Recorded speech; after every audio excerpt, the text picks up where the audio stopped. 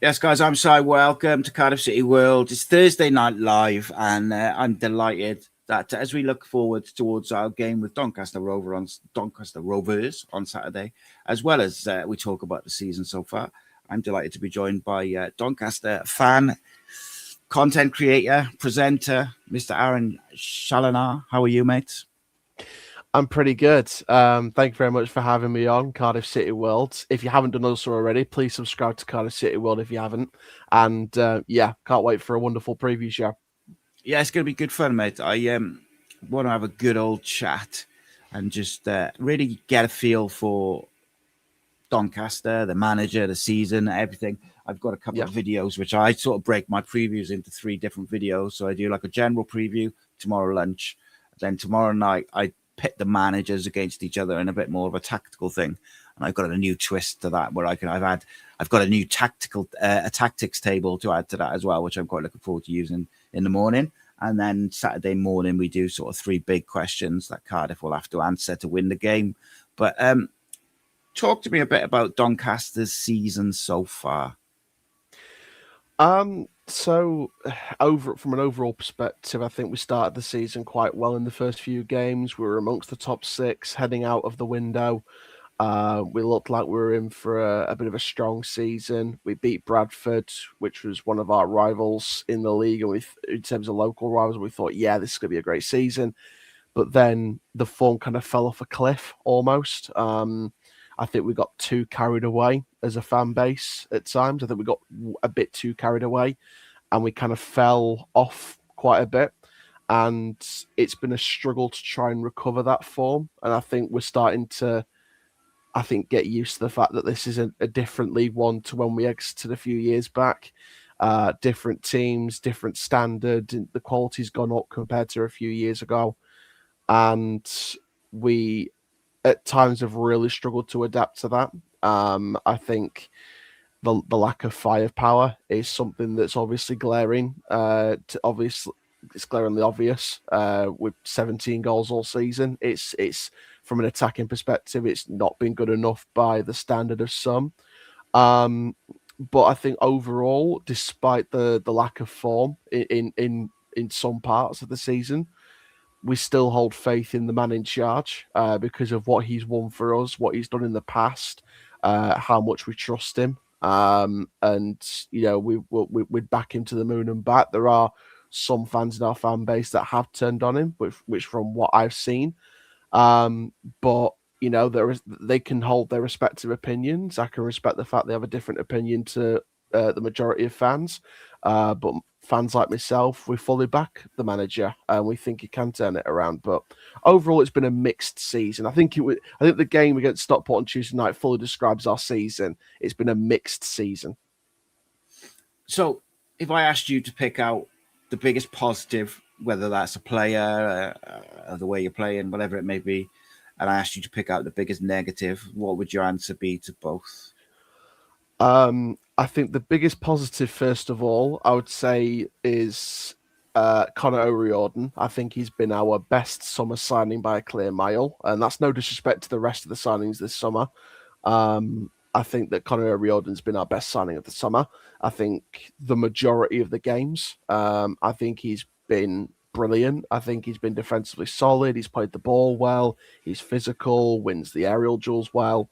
And he's a defender who, I mean, we looked at the transfer reports this week and the rumours that he might be going back to Blackburn and, coming out from Alan Nixon and Elliot Jackson from the Lancashire Telegraph side of it. And, if that's true, there's no wonder he might be getting called back. He's a quality player, and he's someone who has defended very, very well. He's defended with his heart on the line, and that's the kind of defender that I like. I like defenders that are so committed to the cause and play for the badge on the shirt. That's what I love about a player. So O'Riordan for me has been the biggest positive. In terms of the biggest negative of the season so far, I go back to that point. I think it's the lack of firepower. I think, we've got three strikers. One heads back in January after not really doing a lot. I don't think he's scored any goals in the 7 appearances that he's made on loan from Houston Dynamo in Alessandria. Brandon Hanlon's just coming into form, but then kind of fell off a little bit. And then Billy Sharp, with the experience he's got, we'd love to see him getting more goals. But I think due to service and a few wrong decisions in the last minute, he just hasn't been able to manage to get the overall amount of goals this season that we would have liked. He's starting to get there again. He did in the double against Chesterfield, but I think he needs to get more than that, even for a 39-year-old. So I think firepower has been probably our biggest negative. I mean, shots on target per game, we're in the bottom 4 in the league. We've scored one of the least in the league. I'd say we're in the bottom 6 to 7 in terms of goals scored in the league. So I think firepower has not been at the standard that we would like to have been due to multiple factors, whether that's service into the box, the decision making in the final third, which has been a massive talking point amongst the supporters for weeks upon weeks. And it's something that's going to be massively addressed in the January window, I think. So with that, it feels like Billy Sharp is like about 72. Like, it does feel like he's been around since I was a kid. But the fact is, like, age aside, the man is a goal scorer. He's a proven goal scorer. And you tend to think if he can get on a bit of a run, he will get you some goals. But obviously, there's no getting around the fact that he's 39? Yeah, it's a long old slog in League One, so you obviously need some alternatives to him. You can't rely solely on him to get you the goals. Going back to that Stockport game, obviously you lost 2-0 at your place. Yeah. What out of that game gives you hope that you can get something at Cardiff on Saturday? I'll be honest with you, it doesn't fill me with a whole heap of confidence. The manager is giving us the rally cry post-match. He is giving us the rally cry of we're going in there with no fear. That was the quote in the press this week, no fear. Turning our focus straight to Cardiff. And I respect the fact the manager's got this Ancelotti-style mentality where he wants to take on the world. He doesn't fear the world. If we make mistakes as a team, he's going to call it out. If a performance weren't good enough, he's not going to dress it up with anything to facade it. He's going to say it as it is. So if we do get beat 4-5-0 by Cardiff on Saturday, he will be as ruthless as Richie Wellens was in the FA Cup. If we've all seen that press conference, I can just see the press conference now if we lose by that scoreline. But I think from the Stockport game, I don't hold much confidence in a positive result.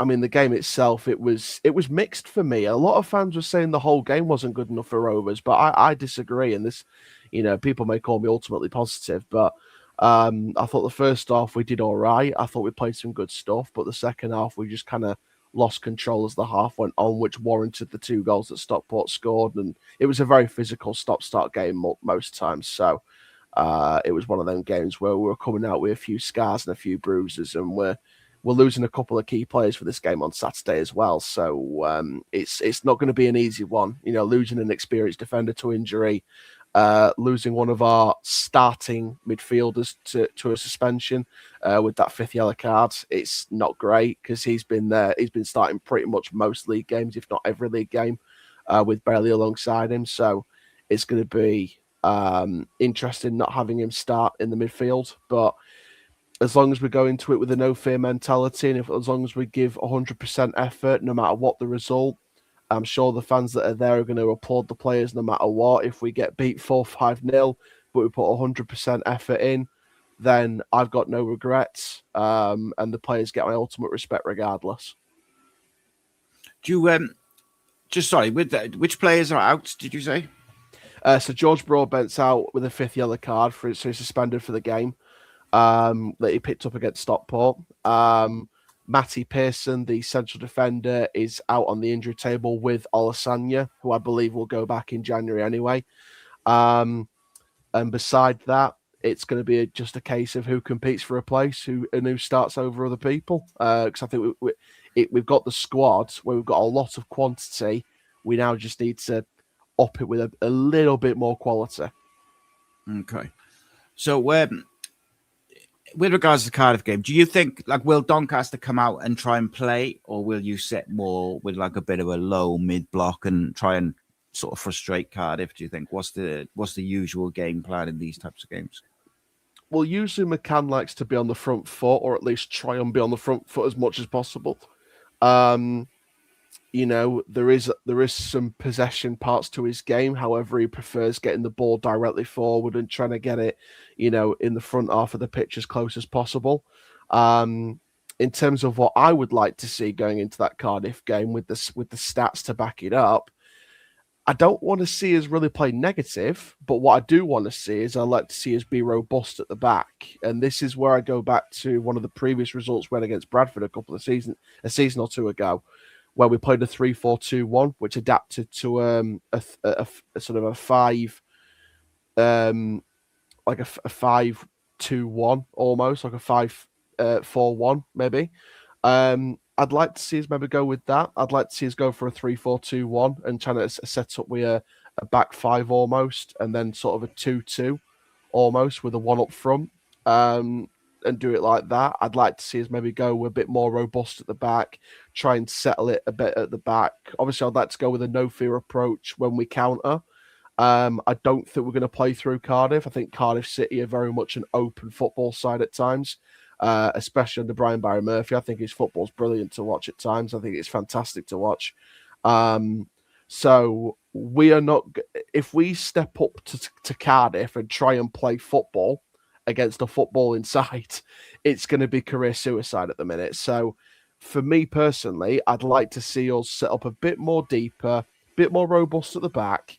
And I'd like to see us try and be a bit hard to break down. And I'd like to see us use that quick press on the counter rather than just play through everyone and just play tiki-taka or try and play pretty football. Because if we start playing pretty football, we'll get torn apart if we're not careful by a pretty football side. So I'd like to see us go with a bit more of a 5-back, 3-4-2-1 in attack style of direct ruthlessness, but I'd like to see us be more robust at the back because I could see us getting torn apart if we're not careful. Yeah, I think the teams that come and try and play, that suits Cardiff a lot because they like to do a lot of pressing, a lot of counter pressing, and win the ball high up. Whereas the teams which have sat in, like Burton did it to us, they just sat in with 2 banks of 4 and just said, right, you break us down, and we didn't, and then they nicked the goal sort of on the break. And then the other side of it is we do sometimes struggle when teams go quite direct into the channels, just turning us around a little bit. And I was kind of looking at the way you set up, and you tend to play 4 at the back, and it's usually like a 4-1-4-1 almost, or like a 4-3-3 depending on how you look at it. But with it, is it Broadbent's normally the one who will sit in front of a defence, isn't he?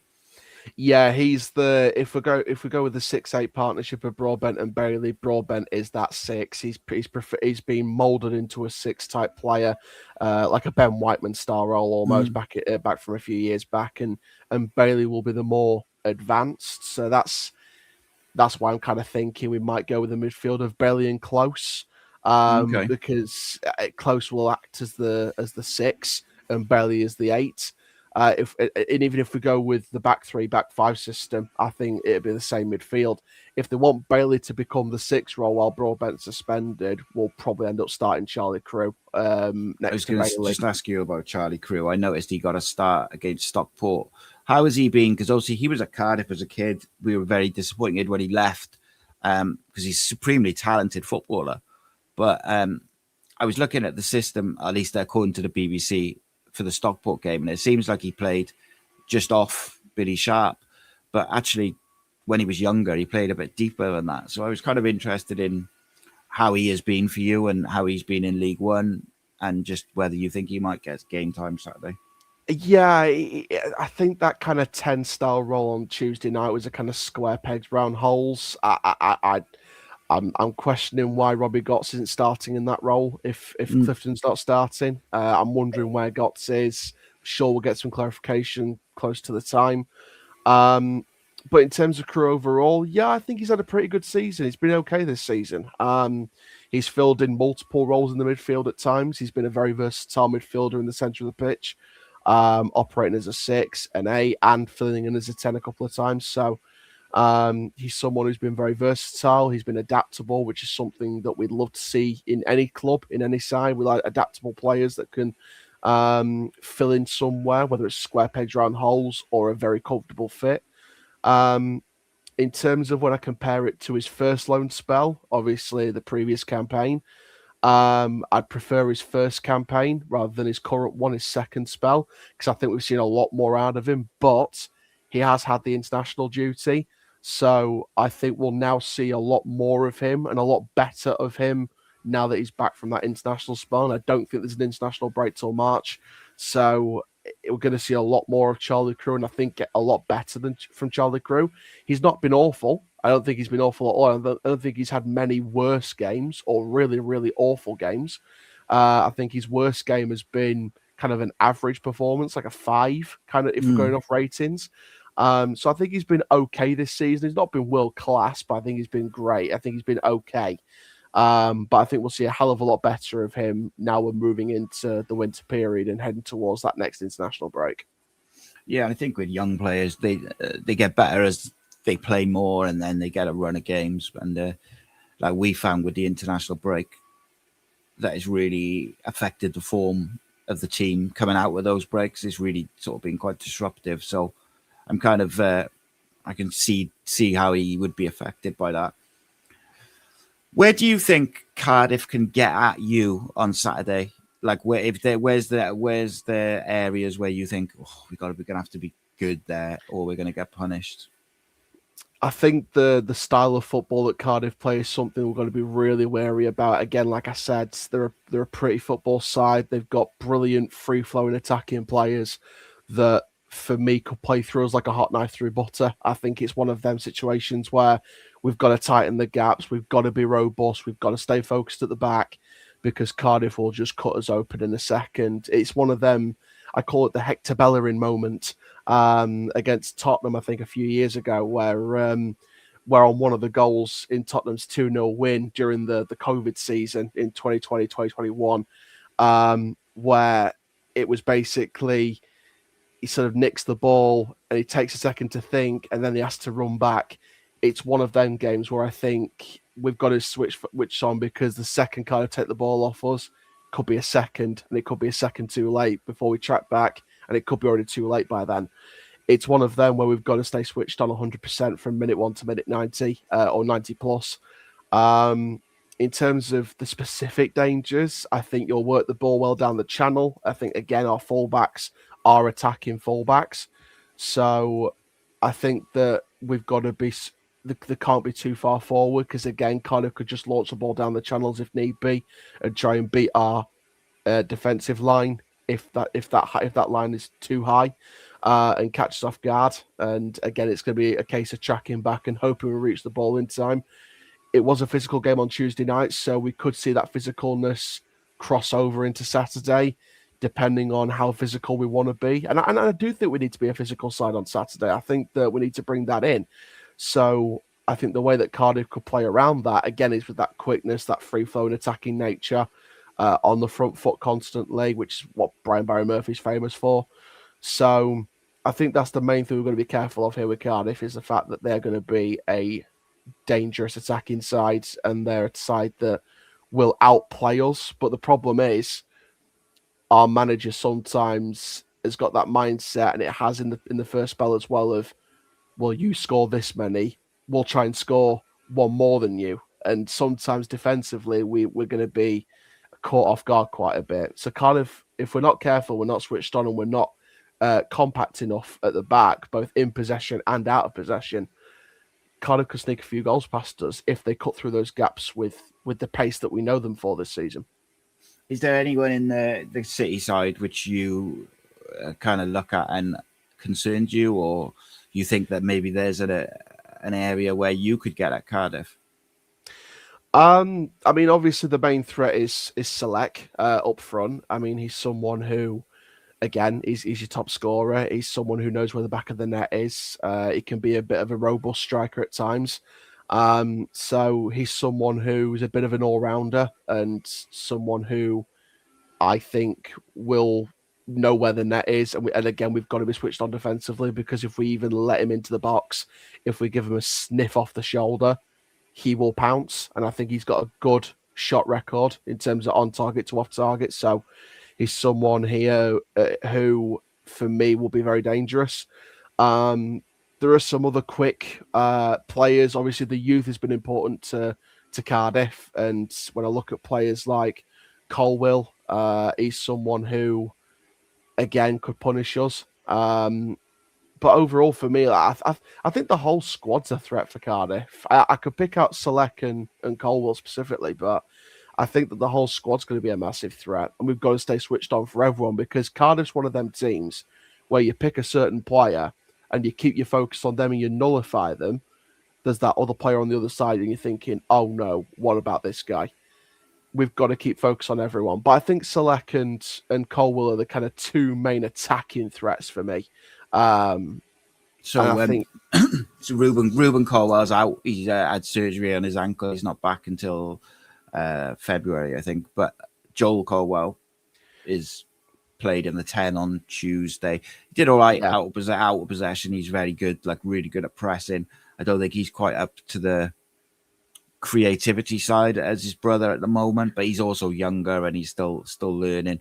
Look back at the Stockport game. If you look back at the Stockport game, they started an 18-year-old defensive midfielder as a right wing back, and he had, apart from him coming off earlier than I think he would have liked to have been because of a slight cramp or knock, I think he was one of the players of the game for Stockport. So if Joel starts either as a 10 or in his normal position, I think from a Cardiff perspective, I don't want to speak on behalf of Cardiff, but I think on a Cardiff perspective, I think a game like this against Donny, who are way further down the league, this could be a game where Barry Murphy looks at it and think this is an opportunity to start Joel, and I wouldn't be against him starting Joel, because he's got like you said, he's got the pace. He still needs to keep up with the creativity side of it, and I think this is the perfect game to do it, because you've got a side here who ain't afraid to go for it, but you'll cut them apart with ease if we do. So this could be a perfect game for Joel on the face of it. Yeah, I got a feeling Callum Robinson will come back in because it's a home game as well. So they've been sort of, since Ruben's been injured, they've tried three different players, or not even tried. I think they've adapted who plays in the 10 depending on the opposition. So Callum Robinson played the first one and did very well. Then they had Joel Colwell in there, who also did pretty well, I think. And then Amari Kellyman's done it as well. And Amari Kellyman's got so much ability, but I still don't think he's fit from his surgeries and injuries in the summer. But there's a lot of injury concerns. Yeah, there's a lot of injury concerns with Kellerman. I had Kellerman on one of my old recruitment plans just a couple of years ago or a few years ago. When he was at Aston Villa, he was someone who, as a youngster, or even at Chelsea, when he was a youngster at Chelsea, he was someone who I would have loved to have had on loan when we were in League One last. He's someone who I think could be a really, really good player if he overcomes the injuries. But again, it's a massive thing to overcome. If he can stay fit and you've got the right medical opinions behind him to keep himself fit and to keep himself steady, you've got a hell of a player there. Who's, like you said, a lot of ability. Yeah, and this is just a personal opinion with how I see him, but like I watch him and I feel like he's still not at like full tilt. But I think it might be a psychological thing rather than a physical thing, because he's played, he's been in the squad every game since he came to Cardiff. I think, he might have missed a cup game or two out of the squad, but he's been in the squad. He starts probably more games than he's sub. He always comes on, and he's one of them which he looks good at times. But against Wrexham, he was absolutely unplayable. And then the other day, what was it, Mansfield? He looked sensational, but that was his first game really in the league as a 10, and he had a tremendous impact on the game. But you could see as the game went on, he took a couple of bumps, and he came off. And I thought he was very good. He's clearly got bags of ability. It's just trying to get over what was such a serious injury that it's just trying to. Sometimes it's the mental side of it, which is the last bit, isn't it? So Reese was asking me, he said thanks for coming on, because obviously Reese was the one who spoke to you, but he asked me to ask you about the game versus Brentford back in 2013 when friend of the channel James Coppinger bagged you a nice goal. But it was it was an exciting moment, I'm sure, for you guys. It was one of those games which you remember even if you were not a fan of the teams involved. Yeah, that's one of my early Rovers memories, and it's one of the greatest moments in this club's history. When you've got even if you weren't there at Griffin Park or whether you were there at behind the goal in the stand, when you got a penalty at one end and it turns into a goal for the opposite team on the other side. I mean, in the last minute when you've got Brian Flynn running up and down that dugout, I mean, the celebrations were just unbelievable. And the Billy Painter assist as well, very, very clever assist on the break from Billy Painter as well. Yeah, what a season that was. I mean, you look at the teams in that league at the time: Stevenage, Notts County, Sheffield United. I see Mark in the chat who's a Blade. Bournemouth. Obviously, look where they are now. It's mental how far football's come, and how far it's kind of reached from that point. It just an unbelievable memory as a young Rovers fan, and something that I'll always look back on. It's up there with Wembley in 08, Cardiff in 07 when we played Bristol Rovers at the Millennium Stadium in the trophy final, of course known then as the Johnston's Paint Trophy. But any younger fans that are watching or listening to this, that is now known as the Virtue Trophy. So it's just memories like that, like even earlier ones when I watched the lights go out at the last time for Bellevue in 06 against Nottingham Forest with that crazy goal that was like an accident goal from Theo Street, and then the Carling Cup run the year before when we came up against Arsenal and Mike Dean added an extra minute for no reason. And even Arsenal fans even came up to me years later and said he didn't need to add that minute. He didn't need to add that minute. But no, memories like that, and Griffin Park's a massive, massive memory. It's something that I'll always take with me. And it's one of the reasons that confirms why I'm a Doncaster Rovers supporter, and I always will be. Love it. And that's the thing. These are the things which make football and football fans, and the relationships and those memories are what make it so special. I was interested actually listening to Brian Barry Murphy speak today, and he warned against complacency, because obviously, going away to Stevenage in midweek was a big game for Cardiff, but it was also a hard physical game. And don't get me wrong, I thought Cardiff were well worth the 3 points, and I was a bit disappointed with Stevenage actually, because I've sort of watched bits and pieces of them through the season. I thought they were all right, like pretty decent, but I was kind of underwhelmed. And then the manager's come out today and he's been very sort of forthright, as he is, with just can't have any complacency, because much like the Championship, I think League One will bite you on the backside if you're not at it and you're not, if you're a bit underwhelming. And there's been periods this season when Cardiff have lost a bit of tempo and they've just kind of not resorted, but they've ended up just going a bit sideways, backwards. And then it's been on the manager to, make a couple of subs or a few changes, and then you find that tempo again. So Cardiff will have to manage against that, because obviously they had a big game against Stevenage, who were in third on Tuesday, but now they will play, Lincoln up after you, and they've got a Chelsea game coming up. So these players, they can't have one eye on the Lincoln game or the Chelsea game, because they've got to make sure they do the business on Saturday. Does that give, in terms of Doncaster, you said you didn't have a great deal of hope, but is there a bit of hope that maybe Cardiff have got other things on their mind with a quarterfinal? And it's quite interesting hearing that your manager's saying the fact that we can't be complacent. I respect the fact that he says that, because even though we're 19th in the league, it shows the manager's not taking this game lightly. He's not thinking 2 games ahead of this one. He's actually taking it 1 game at a time. And I think the best managers take it 1 game at a time and treat every single game like a cup final. Like you said, the Stevenage game, I watched the highlights of that literally the day after it happened, and it was a very physical game. Stevenage, I expect, to be fair, when I went into looking at that fixture, I was like, that's going to either be 0-0 or it's going to be a 1-0 either way, because Stevenage are a very physical side. They rarely outscore most opponents. It's normally close wins or close results, because Stevenage are a physical side. They're not going to outplay anyone. They're going to be physical, they're going to be robust, and Cardiff did well getting a win out of that. And it was your first competitive meeting in the league match with Stevenage as well. So again, it was a good way to kind of start the 11v11 record off with Stevenage and Cardiff in league games. But no, it's good that your manager said that, because he's taking the game seriously, and that's what I want to see. I want to see my manager say, we're going into this with no fear. We're going to rally the troops. We're going to cry out the war cry, and we're going to give it everything we've got with no fear and no mercy. Cardiff's coming out saying we can't take this game lightly, no complacency.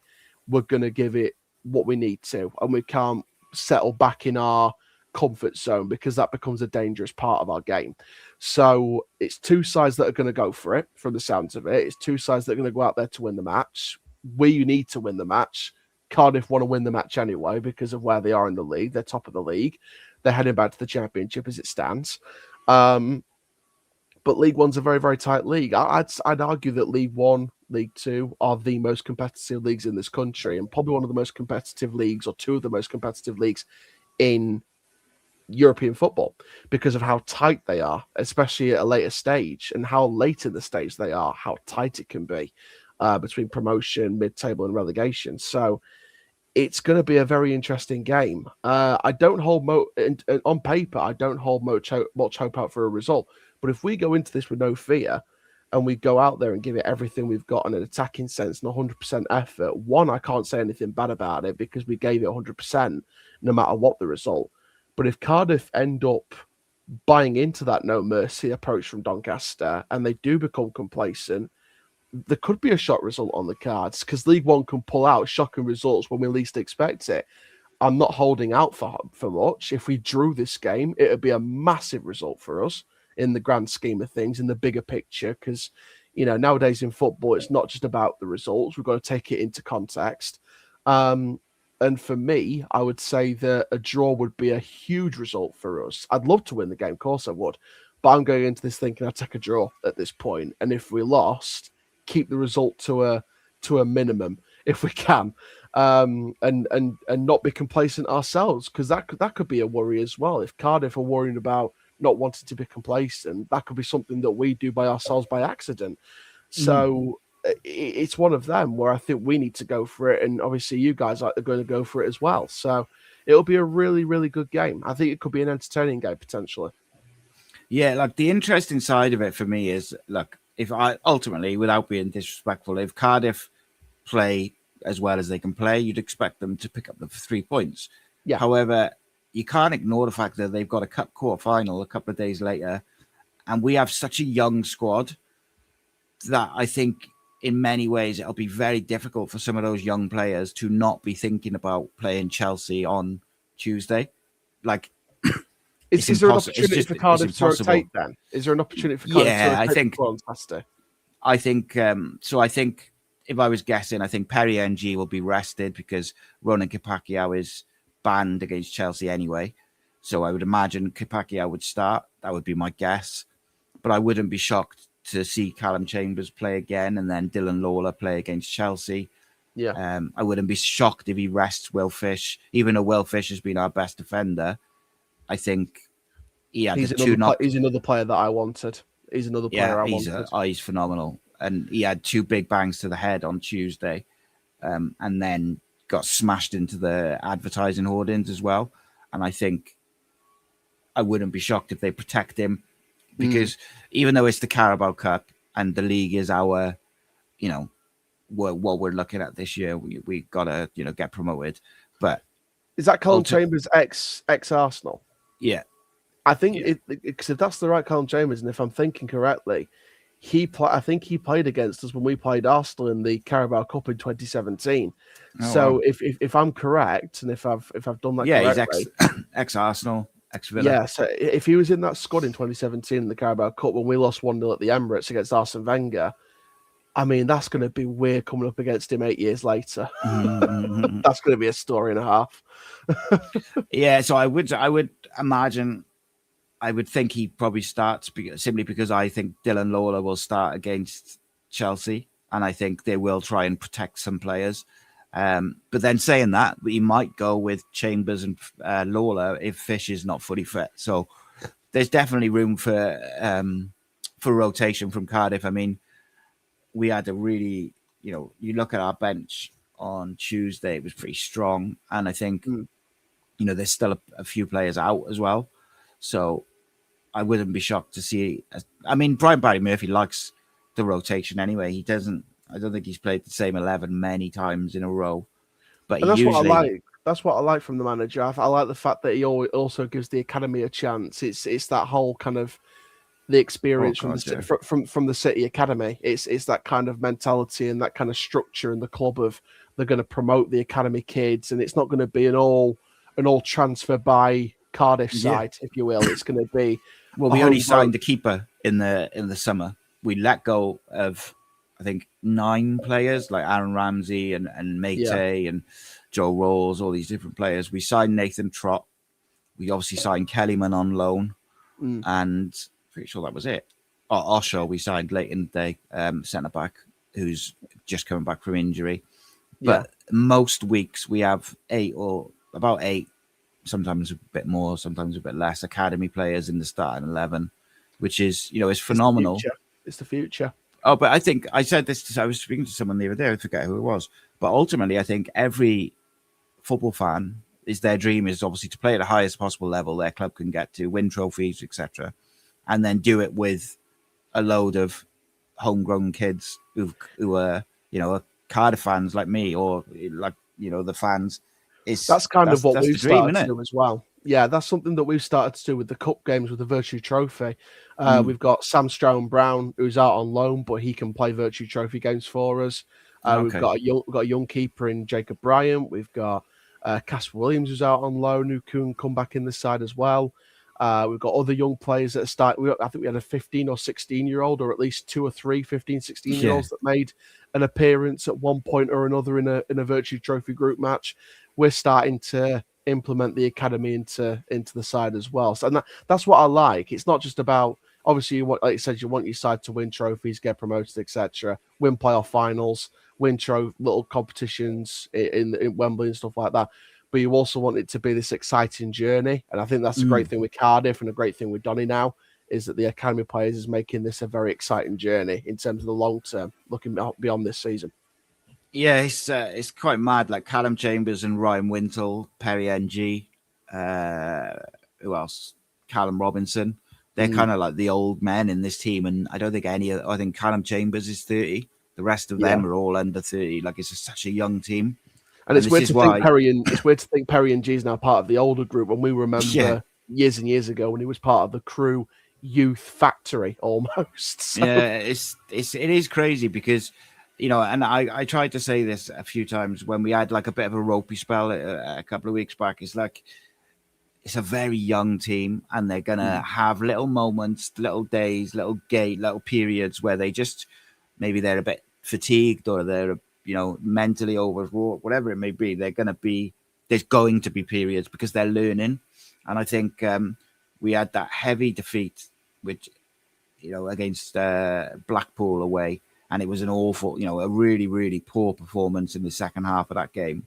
But since then, we've scored 3 goals in every game until Tuesday just gone, where we obviously only scored the 1. Like the reaction to that performance was exceptional. And I think that's all you can ask for from a young team is that, they're going to make mistakes, but will they learn from them? And so far, it does feel like Cardiff, the kids have sort of learned as they're going along, certain away fixtures. The first away game of the season against Port Vale was difficult. It was physical. It was a big challenge for them. We got a draw. And then ever since then, the away sort of form has picked up a bit. We had a good result at Wimbledon the next game. So I think it's just one of those where with young players, you've got to give them a bit of patience, but also,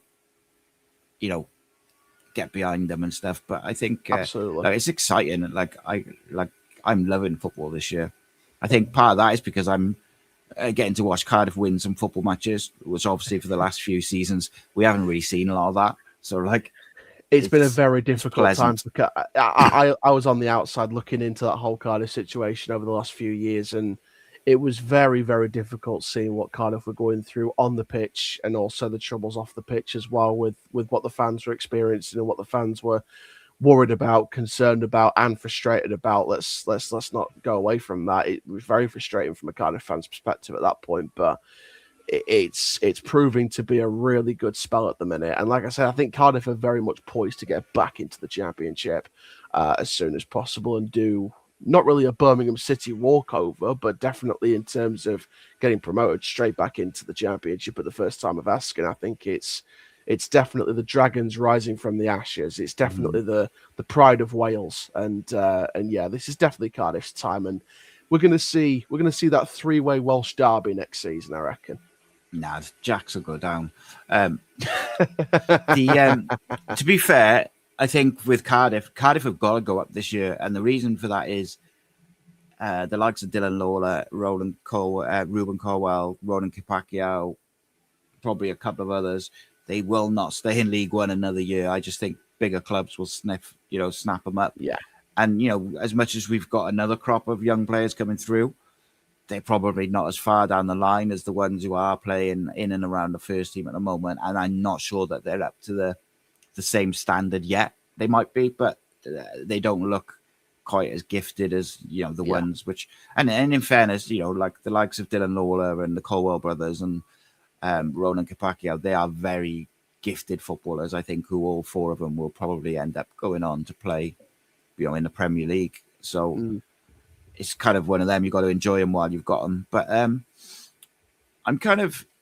fascinated by Saturday because I think there's not a danger, but I think there's definitely a world where Brian Barry Murphy rotates a lot.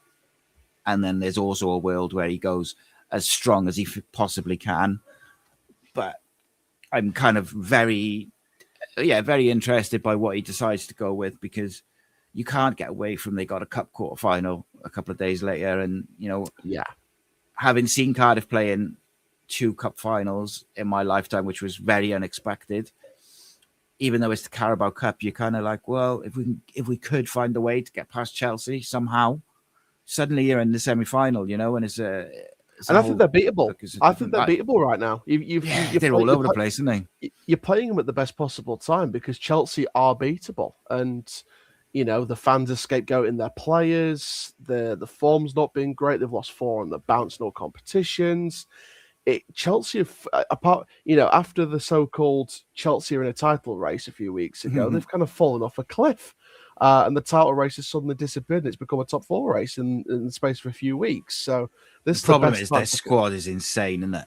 Like, you look at how many players they've got, it's just absolutely outrageous. Chelsea's one of them clubs where they've got they'll have about 80 players on the books, and I wouldn't be surprised if they had 40 people loaned out as well. Oh god! Like Chelsea are the only club in in European football, definitely they could have a squad that could be of 100 people at all ages. It's ridiculous. Well, last year, the biggest squad doesn't always mean the best squad. No. I think Cardiff. I think Chelsea's beatable at the minute, which is why I think, like you said, there's a world on Saturday where Cardiff could heavily rotate. But from a Donny perspective, there's only one world on Saturday, and that is Grant McCann going with his strongest 11. He will not rotate today. On Saturday, he will not rotate. Yeah, and I mean, if you look at your form, like in all competitions, I know it's difficult, and you shouldn't probably include the Virtue Trophy for either club because there's, you play the kids and stuff. But you've won 3 of your last 6, drawn 1 and lost 2.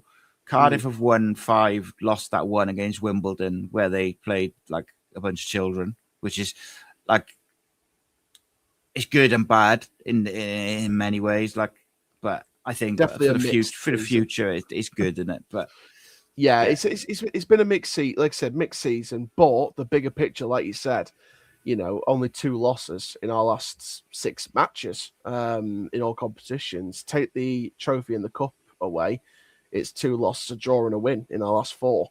And include the Bradford game in the trophy, that's a win.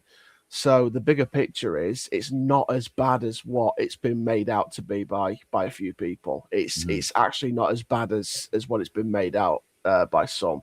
It could be worse. We could be Plymouth. We could be Port Vale. It's not as bad as what people think. And the thing is as well, this is why context is so important in football, especially nowadays. The defeats, apart from the Leyton Orient game, and maybe one half of a couple of matches or a section of a couple of matches or just individual mistakes, the performances have actually been okay. Like the worst, take away the Orient game, the next worst performance was actually okay. It was average for maybe one half or sections of spells. It's not been awful apart from that one 4-0 defeat. So any side we can get a result out of, as long as we're not awful, as long as we don't replicate the Orient game. Apart from that, we've been okay on overall in terms of an average performance rating. I'd give us an okay. So it's not been an awful season by any regard. It's definitely not as bad as what some people have made out. Give me your predicted 11 for Saturday's game. Like, what do you think the manager will go with? So taking into account that obviously Pearson's out, Broadbent suspended, I'm gonna if he's gonna go with the 4-2-3-1. I would like to go with the back five, back three, and go direct. But I think he'll set up with his usual 4-2-3-1. So I think it's going to be, and depending on who we rested on Tuesday night as well, and who didn't come on the pitch on Tuesday night, it'll be Lottatala in goal, the Hull loanee. We're going to have a back four of Jamie Sterry and James Maxwell as the right and left fullbacks, respectively. We're going to have Conor O'Riordan as the right centre back, and I'm going to go with Sean Graham as the left centre back to come into the middle of the defence. I'm going to go with the midfield pairing of Owen Bailey and Ben Close with George Broadbent suspended. I'm going to put Harry Clifton back in the 10 role and put Crew back on the bench. I'm going to go with Luke Molyneux as a right winger. I'm going to go Jordan Gibson on the left wing, and I'm going to go with Billy Sharp up front. My preferred 11, if we're basing it off of the system that I want us to set up, in which the 3-4-2-1 in possession, obviously out of possession, it becomes a 5-back. And then you've got your two midfielders, and then you've got your two attacking midfielders and your striker. So 5-2-2-1. I would go Lottatala in goal again. I would go with a back three, and I would go Senior at left centre back. I would go Graham in the centre. I would go O'Riordan at right centre back. Sterry and Maxwell as wing backs on the right, on the Maxwell left, Sterry right. I'd go Bailey and Close again, but then I would go Molyneux and Gibson as wide attacking midfielders, almost like a Leverkusen style system under Xavi Alonso, and then Billy Sharp as your lone striker. And then on the bench, you'd have Ian Lawler, you'd have Charlie Crew, you would have maybe one of the young defenders to make up the fact if we're going to go with that back three system, we wouldn't have a centre back on the bench. Senior will definitely be on the bench, and I've got a feeling Tom Nixon might be on the bench. Crew definitely on the bench. I reckon Gotts could be on the bench. Hanlon's going to definitely be on the bench. Middleton will definitely be on the bench. So, and Ajayi maybe. If Nixon's not on the bench, Ajayi will be. So that's how I think we'll go. I think in terms of his system and also the system that I'd like to set up with. So do you know what's really interesting is I think, generally speaking, Cardiff struggle a little bit more against the back three, back five. Back fours, I think we really have done some damage this year to some teams, like just in terms of chance creation and XG and all the rest of it. But actually against back fives, and I haven't checked the stats on this, but just from kind of like memory and just, watching each game, I feel like we've found it more difficult to play against the back five, back three. Not all the time, of course. Yeah. But in certain games and certain areas. And it's interesting that you yourself would prefer that sort of system as opposed to, you think the manager will go like 4-2-3-1?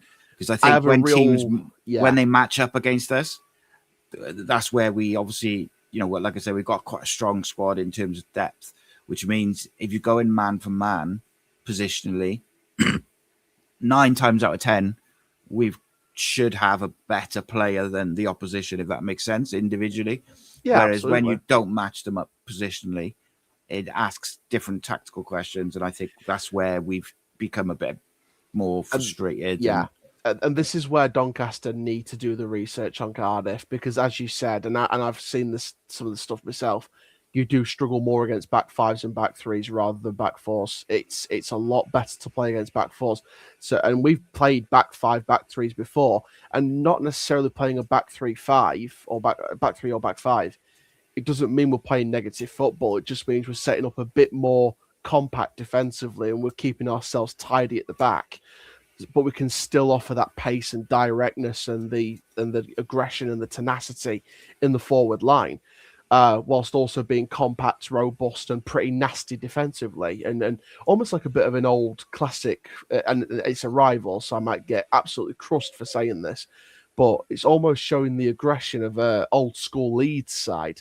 Where, you know, those young fans who maybe watched or listening this might not remember, but even as a kid, I remember watching old clips and even going back to them now, watching, you know, the horrible, nasty sides of Leeds, even under the likes of David O'Leary back in the day.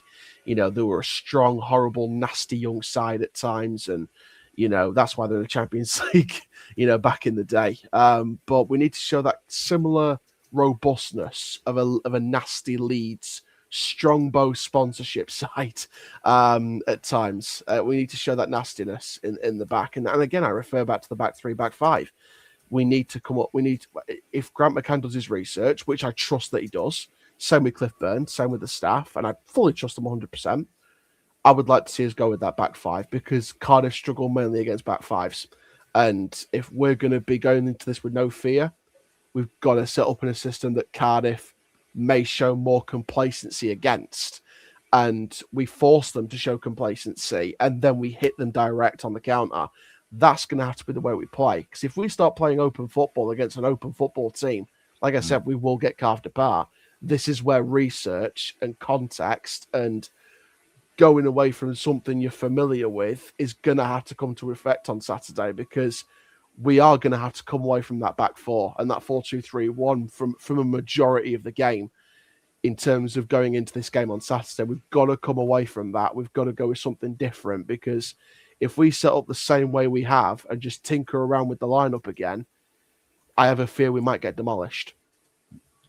Yeah, it is difficult. And like, I should clarify, you know, we've beaten teams with a back five and we've done well against them at times, but when we have got a bit frustrated and had to be a bit more patient, or teams have kind of locked it down a little bit better, has been, generally speaking, against teams who've sat in with a sort of five defenders out of possession, because it obviously just gives you extra men. Now, Cardiff like to, you know, their wingers will literally stand on the touchline for the whole game while they're out of possession. They'll stand on the touchline to make the pitch as big as possible, and then they'll drift in to create room for the fullbacks. And if you've got a back five, that's much easier to defend. Whereas if you've got a back four, obviously the back four shuffles across. So, you know, the left back will shuffle across with the rest of his defenders. Cardiff will, you know, get everyone over to the left wing or their left wing. And then all of a sudden, Ryan Wintle or Callum Chambers or Dylan Lawler will play a 50-yard ball across the pitch to the right winger who stood on the touchline. And then all of a sudden, Cardiff will have a 2-on-1 versus the fullback, because... Yeah, and you know what? There's been moments this season when even we've had a centre attacking midfielder having to track back and cover a defensive position at times. There's been times where a centre back's had to cover the fullback position because the fullback's gone too far forward, and then you got this gap where the defensive midfielder, if he hasn't tracked back and covered that position, and then you've got this kind of Tetris style rotation where one's covering one, one's covering another. Somewhere there's going to be a gap.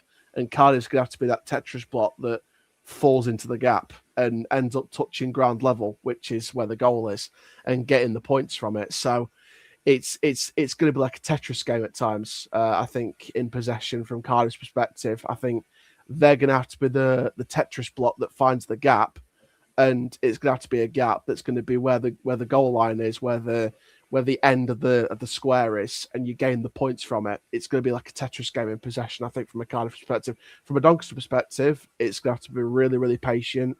You're going to pressure us. I've got no doubt about that. I expect Cardiff to have more of the ball. On average, you've got 60% possession. We've got 53. It's even 61 for Cardiff. So it's going to be one of them where we're going to have to be patient. We're not going to have the majority of the ball. We're going to have less shots than Cardiff because, again, shots on target per game for us, we're in the bottom four. I think you guys are in the top five. We're going to be on the back foot for the majority of this game, but we've got to be really patient. And this is one of the games where we've got to be clinical, because that's been one of the Achilles heels of our season. We haven't been clinical. I think we had 8 shots in the second half against Stockport, none on target. And we had no shots on target for the entirety of that game on Tuesday night. This is where we've got to be clinical, and we've got to take our chances, because if we don't, again, if we leave ourselves open, we don't take our chance at the other end, we'll get punished the other side. And it could end up being another 4-0. So we've got to be careful. We've got to show no mercy and no fear, like the manager's come out and said in the press this week. But there's always that thing at the back of your mind of, we've also got to be focused. We can't make silly, dumb mistakes at the back. We can't be lackluster in the final third, and we've got to be concentrating, because one slip up, Cardiff are through, and there may be no stopping them. Just to finish us off before I get your predictions, mate, I wanted to ask you about the keeper, Challoner. Yeah. If I have pronounced that right. Obviously highly rated from Hull, had a good season in League Two previously. What do you feel like he is? He's got like a 66% save percentage this year, and he seems to. It says he concedes 1.2 goals per 90, and stats can be deceiving sometimes. He makes 2.4 saves per 90, and he's kept 4 clean sheets in 15. So, how do you feel about him? Is he the out and out number one at the club, and is he a good keeper, or is he susceptible for any sort of issues?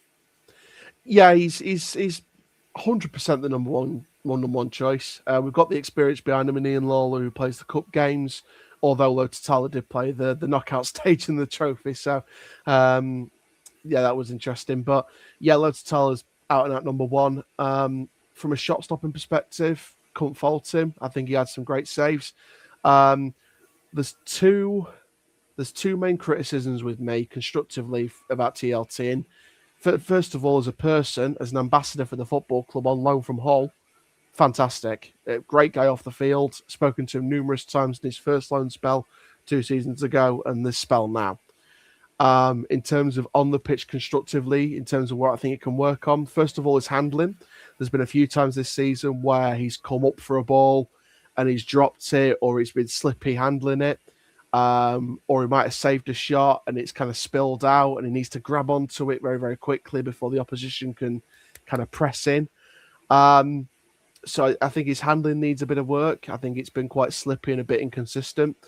And the other one is playing out from the back. There's been quite a few times this season where he's had to clear the ball under a lot of pressure and at the last second and the last millisecond on some occasions. And playing out from the back, there is always that risk of you're going to be susceptible to losing the ball in a dangerous area if the opposition's that far up and at a certain level up the pitch. So I think some of his ball possession could be a little bit more careful and more considerate under pressure, and his handling could be dealt with a bit more quickly and less slippy. But yeah, apart from those two main things, I think his shot stopping's been brilliant. He's saved us numerous times this season. Again, if I was to rate his season so far, I think he's had a good season. Do I think his first spell's been better than his second spell? Absolutely. I think his first spell on loan 2 seasons ago has been much better. I think the step up in league has been a big thing to factor for Lototala this season, because against League 2 seasons ago, brilliant. We had Sharman Low last season. I thought he was good. And now this season in League 1 with Lototala, I think he's still adapting to the quality of the league compared to League 2 seasons ago. But overall, I'd say he's had a good season so far. As long as he keeps working on the handling of the ball and playing it out from the back on numerous occasions, and the susceptibility of losing it under pressure in the last second when he's playing it out from the back. As long as he keeps working on that and keeps developing that as the season progresses. Again, it's a process. It's a project. It's a process. It takes time. But I think he's been okay so far. I think he's been good. So that's interesting, because recently Cardiff's corners have been really quite good. They've been very dangerous. They've been whipping it right under the crossbar or right in at the near post. Will Fisher's picked up a couple of goals. And so that's kind of interesting on the handling point of view. And in terms of the playing out from the back, I think I'm trying to remember, but I think in my tactical showdown video tomorrow, I'm pretty sure that's one of the elements that I highlighted. That is, if Cardiff press as well as they can and do usually, they might cause Doncaster a few issues. There was a game recently, I think it was the Mansfield game, where we pressed it was so well drilled and so well done that their keeper and their centre back just kept kicking it out, and they did it about 3 or 4 times. And I think certainly, that's something that maybe Cardiff will target. Brian Barry Murphy's very tactically astute, so I think they have all the videos and stuff to research, don't they? So maybe that'll be interesting to see. Shall tell you what then, to finish us off, what is the score going to be on Saturday? Tell us your head and then tell us your heart. I was going to say it's one of them where you're kind of thinking we're both, but on separate occasions. My heart is telling me just get a 2-2 draw and just try and keep it respectable, and try and get out there with at least a point. My head is telling me 2-0 Cardiff, and just a repeat of Tuesday night, really, but on a lot more of a dominating scale from a Cardiff perspective. So I'd say 2-2 with my heart, 2-0 with my head. But I'm going to go with my heart. I'm going to be optimistic and go with my heart. I'm going to stick with a 2-2 draw. Interesting. I really enjoyed chatting, mate. And obviously, when we play you later in the season, we'll get you back on, and we'll get you on with Reese as well, because I know he was keen to have a chat with you and that. But I do really appreciate your time, mate. It's been thoroughly enjoyable.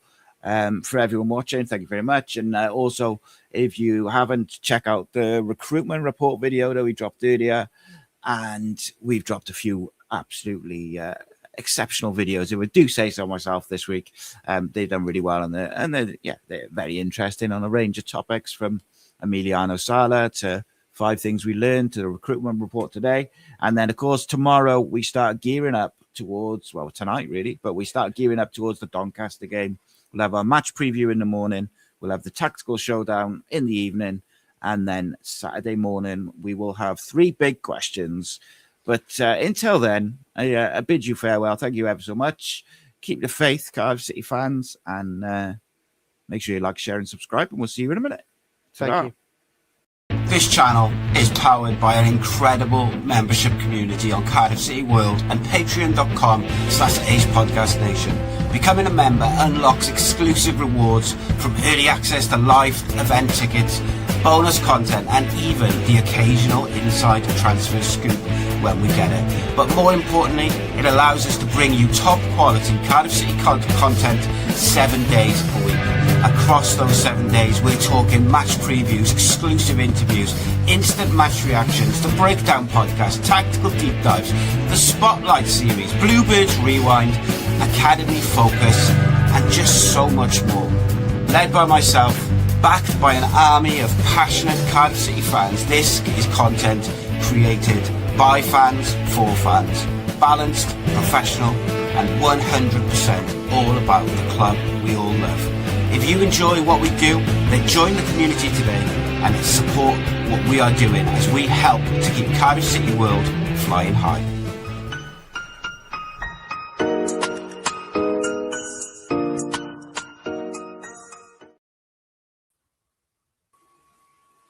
Good stuff.